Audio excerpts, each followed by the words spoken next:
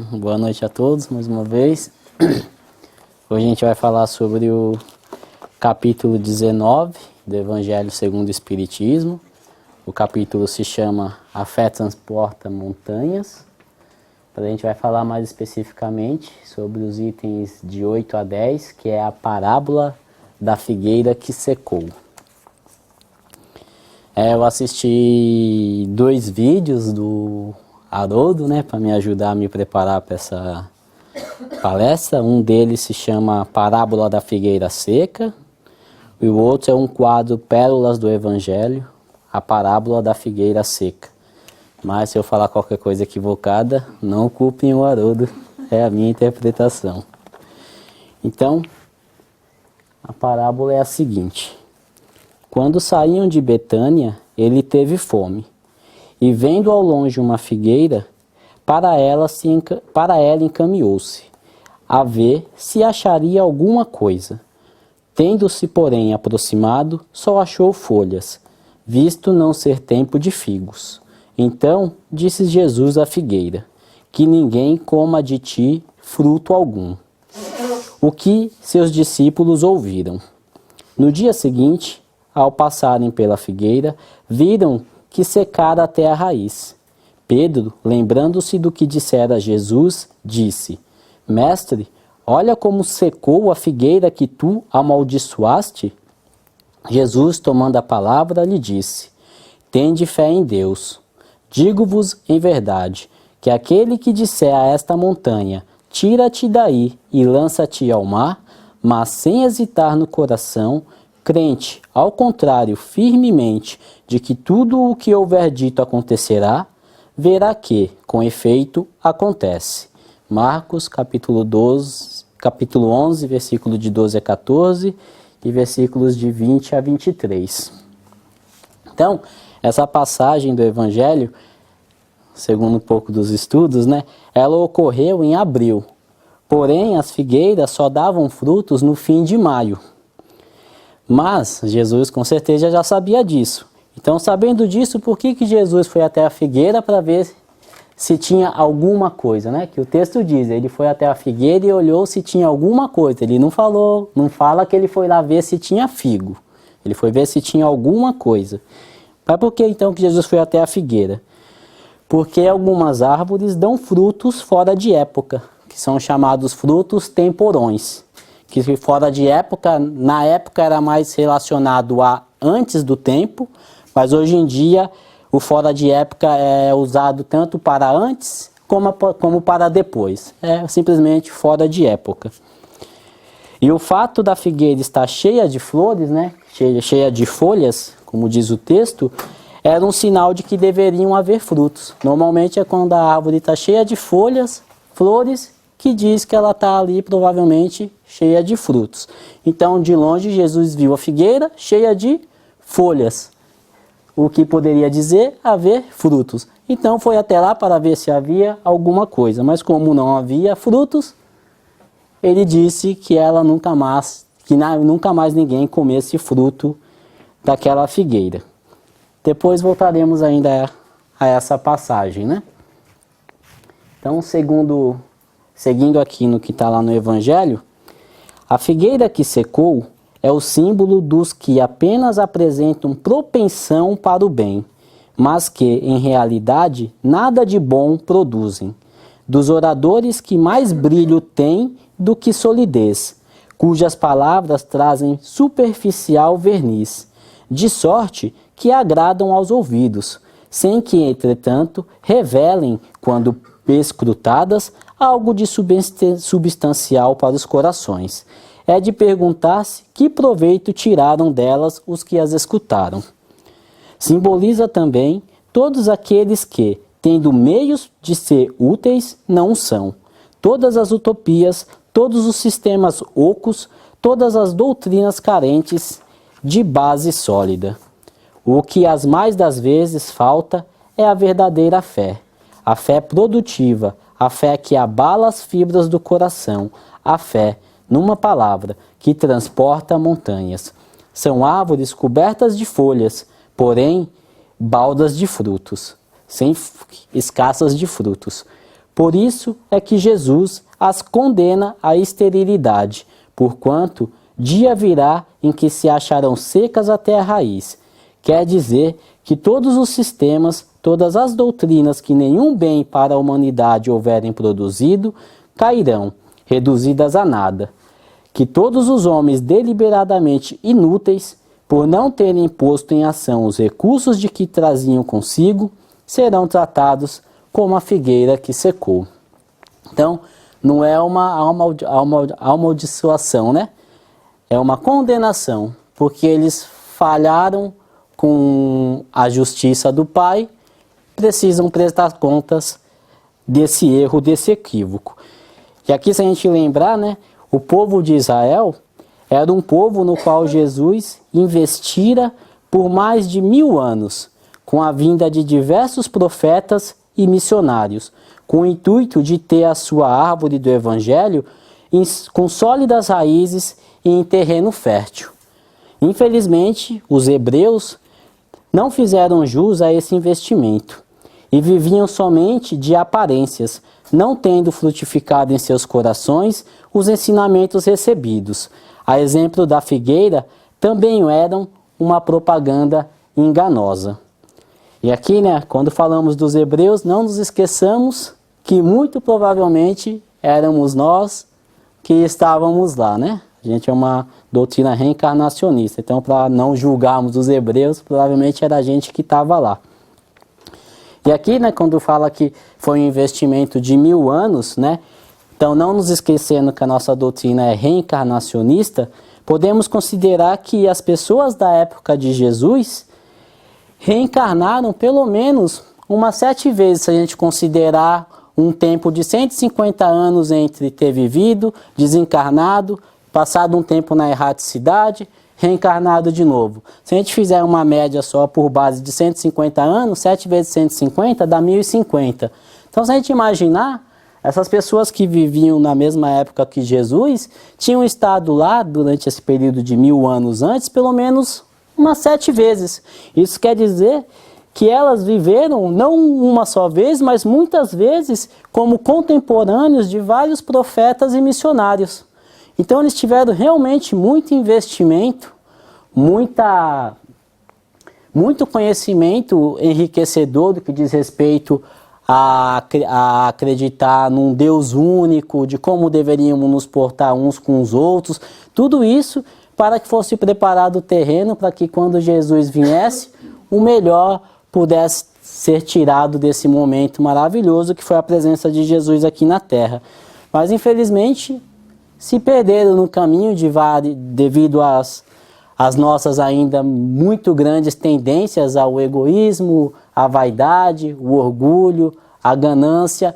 Então, eles se desviaram do caminho correto que todos os missionários e profetas tentaram trazer para eles, dando qualquer direção correta, e se tornaram então como a figueira, árvores cheias de folhas, mas porém sem frutos edificantes, né? Tanto é que eles acreditavam já num Deus único, mas acreditavam que esse Deus era só o Deus dos hebreus. Então, o egoísmo, né? Nem sequer dividiam esse Deus com o resto da humanidade. Então, errado, infelizmente, como a gente infelizmente ainda continua errando hoje em dia, né? Então não é julgamento, mas que isso sirva para a gente de lição, para a gente prestar mais atenção nas oportunidades que a gente tem de estar se melhorando e de estar caminhando pelo caminho certo, né? Então, voltando a essa parte, ele fala aqui, né, que a figueira seca, ela simboliza todos os oradores que têm apenas brilho, né, na voz, tem articulação para falar, para convencer as pessoas, mas que na verdade às vezes nem sequer acreditam naquilo, ou às vezes acreditam, mas conduzem as pessoas que os escutam ao mau caminho, né, que são bons oradores, infelizmente alimentam coisas erradas no coração e conduzem muitos a esse caminho errado. É claro que responsabilidade de cada um, de prestar atenção em tudo que ouve, de analisar, antes de simplesmente seguir quem quer que seja, né? E aqui, como fala aqui, né, ó, de sorte, né, que tudo isso que esses bons oradores falam agradam aos ouvidos, sem que, entretanto, revelem, quando prescrustadas, algo de substancial ao coração. Então são palavras que agradam, mas que não preenchem nada, não tem realmente um bom fruto ali por detrás, né? Que leva a gente a se perguntar que proveito tiraram delas quem as escutaram, né? Então são palavras ocas, vazias, como muitas religiões ocas, vazias, né? Não é a questão não é julgar, mas a questão é de julgar as pessoas, mas sim de julgar as coisas erradas para que a gente não incorra no mesmo erro, né? Então por isso é que Jesus as condena à esterilidade, né?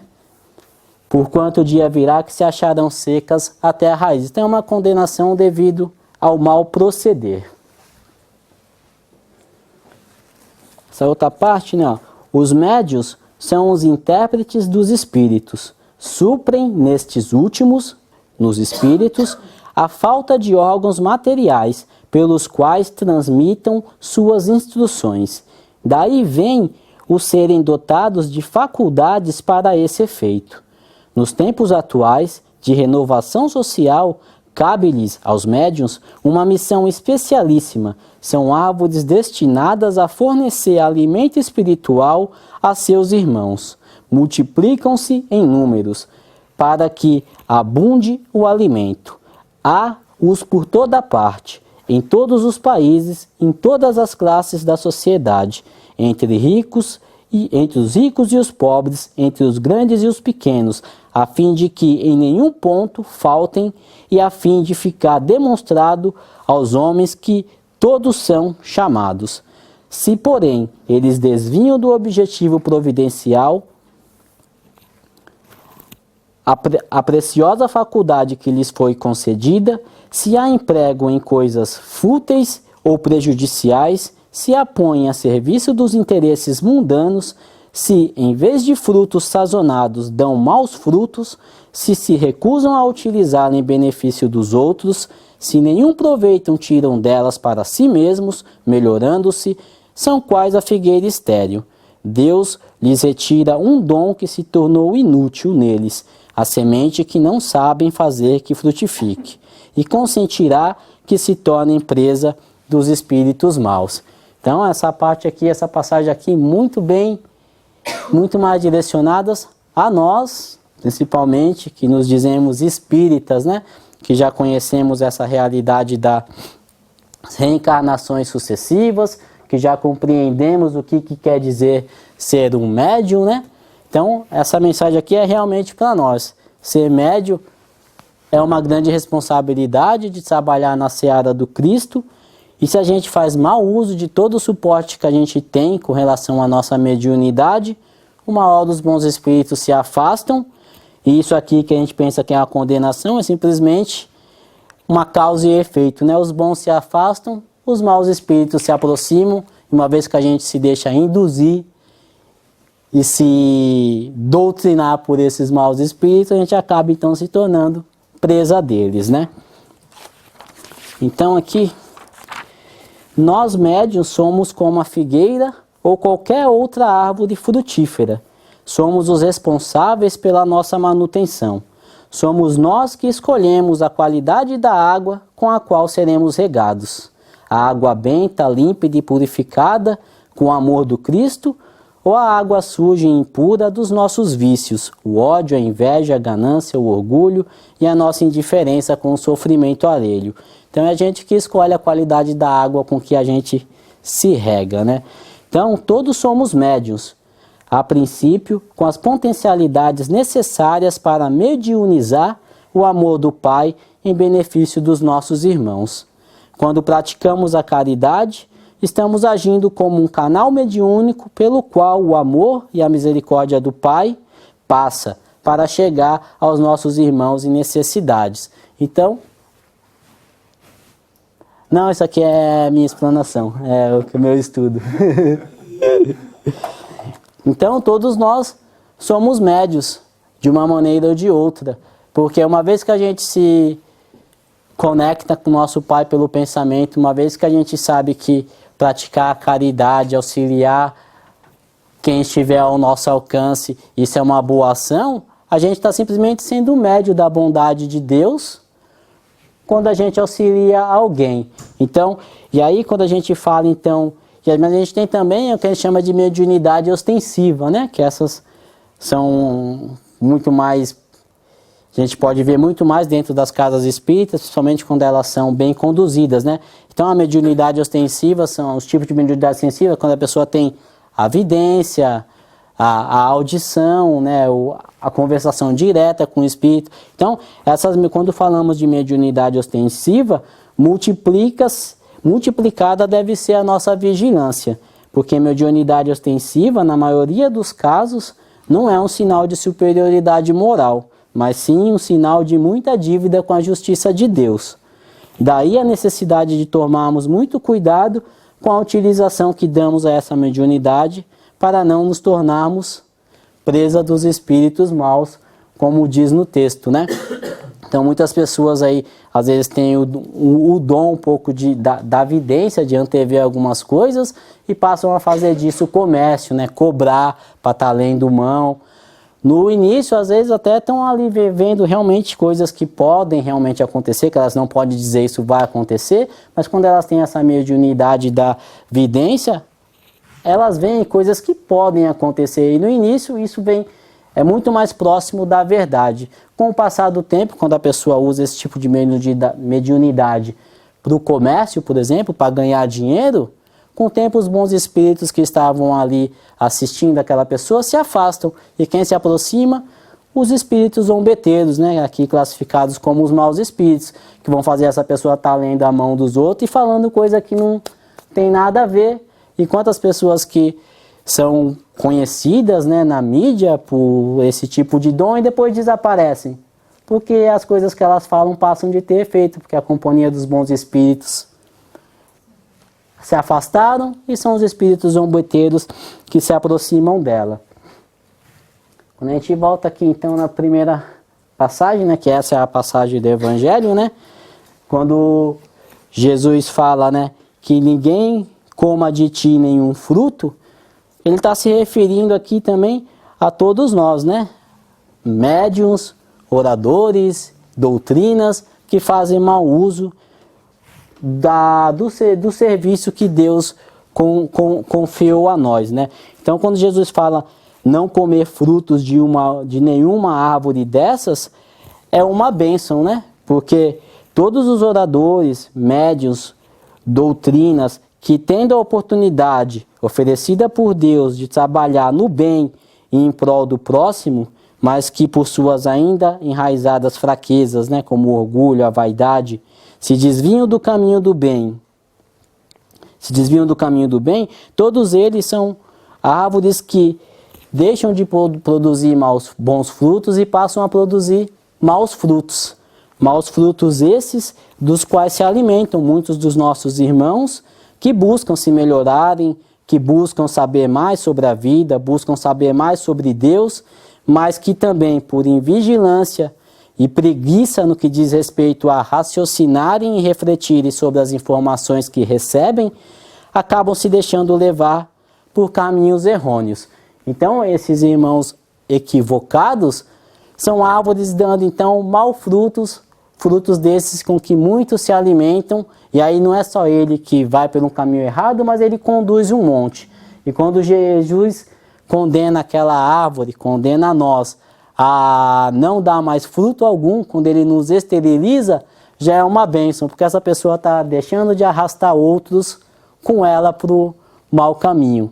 Vai apenas começar a prestar contas do seu equívoco, né? Então, louvado seja Deus quando essas árvores forem todas esterilizadas, condenadas a não mais produzirem esses maus frutos, pois que assim muitos irmãos desatentos deixarão de se alimentar deles. Então, mais uma vez, a necessidade de lembrar que é a nossa responsabilidade de buscar o estudo, o aprendizado, e quando a gente busca esse estudo, esse aprendizado através de assistir vídeos ou de escutar palestras como essa que eu estou fazendo, a responsabilidade de cada um de refletir. Se eu não estou aqui falando besteiras que vão ao contrário do que aquilo que Jesus pregou, do que aquilo que Deus espera de nós. que muitas vezes, mesmo querendo ajudar, a gente acaba falando coisas que não condizem com o melhor proceder. Então, cabe a cada um de nós refletir e nos ajudarmos. Se eu estiver falando algo muito fora do que a gente deveria, de repente, estar entendendo e praticando, pode chegar até mim, ou aquilo que você falou, acho que é mais assim, e assim mutuamente a gente vai se ajudando para interpretar cada vez melhor esses ensinamentos de Jesus, que já estão aí há 2000 anos, e cada vez que a gente relê uma passagem, a gente vê algo diferente que não tinha visto na última vez. Então, é um constante aprendizado. E aí, então, quando também só um minuto, por favor. Só falei o nome do apóstolo certo. Ah, sim. Então, quando Pedro também diz a Jesus, né? Mestre, olha como secou a figueira que tu amaldiçoastes, né? Jesus não amaldiçoou nada, né? Seria um contrassenso achar que Jesus amaldiçoou alguma coisa, amaldiçoou alguém, né? Jesus apenas condenou com o direito que ele tinha de juiz, né? Ele é o nosso governador, ele é o responsável pelo nosso planeta, então ele tem autoridade para tal. Então ele condenou aquela figueira por ela não estar condizente com o que uma árvore realmente deveria fazer, que é dar frutos, mas ele fez aquilo porque Jesus ia perder tempo com uma figueira? Não.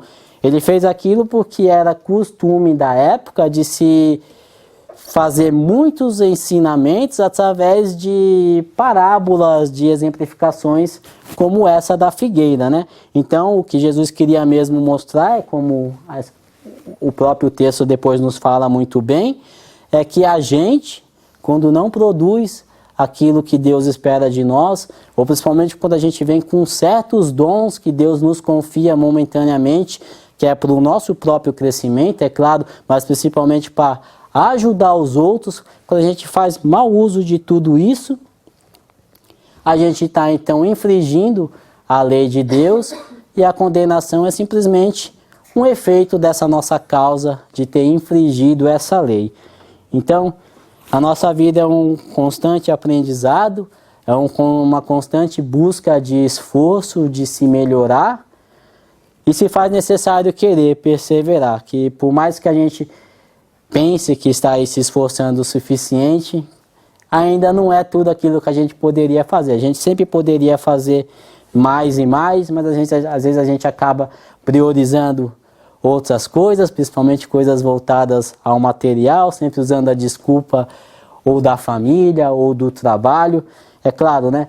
Temos que dar atenção e sermos responsáveis com tudo que se faz necessário fazer aqui enquanto encarnados, mas não esquecendo da nossa necessidade de se melhorar como espírito, né? Aqui é uma passagem que não pode ser uma passagem inútil, uma passagem para aperfeiçoar, para resgatar os equívocos do passado e para dar a mão àqueles que ainda estão um pouco atrás no caminho, se é que a gente já está melhor do que alguém, da mesma forma que os bons espíritos estão aí o tempo todo estendendo a mão deles para nos puxar também no bom caminho, que é o caminho do bem, o caminho do progresso, que nos afasta de todas essas iniquidades e más tendências que a gente ainda, infelizmente, alimenta no nosso coração, que de vez em quando ainda vem na nossa mente, mas que, graças a Deus, acho que a gente já está preparado para falar: ah, isso não é o correto, deixa eu afastar esse pensamento e vamos tentar dedicar o nosso tempo a pensar em coisas boas, a realmente fazer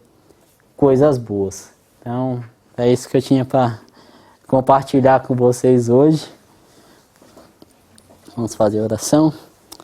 Então, aproveitando esse momento de alegria e de comunhão por estarmos reunidos em nome do nosso Pai da vida, em nome do nosso querido Mestre Jesus, que fez tudo o que precisávamos para seguir pelo caminho do bem, não nos deixando faltar nenhuma exemplificação e ainda muito pelo contrário, nos enviando os bons espíritos para nos relembrar de todos os seus ensinamentos, para nos auxiliar a interpretar de maneira mais lúcida e clara os seus ensinamentos, e que assim, com todo esse enriquecido material, a gente consiga alimentar os nossos corações, regar os nossos corações com a boa água, para que possamos então florir e realmente dar frutos pelo menos produtivos, se ainda não bons e perfeitos como os de Jesus,